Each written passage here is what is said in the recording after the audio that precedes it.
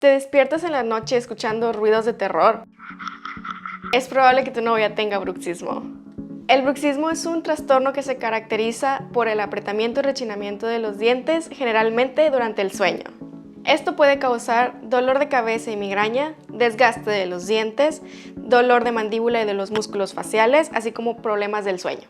El bruxismo puede ser causado por estrés, ansiedad, así como la malposición de los dientes llevando a una mala oclusión. Si tú o tu pareja crees que tengan bruxismo, es importante que acudan a un dentista para que les pueda diagnosticar y dar un tratamiento adecuado.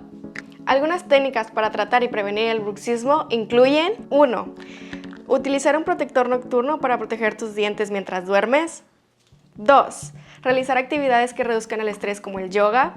3. Realizar ejercicios para disminuir la tensión en los músculos de la mandíbula y faciales. Y 4. Corregir problemas de alineación dental y mordida incorrecta. No ignores los síntomas del bruxismo y sígueme para más tips.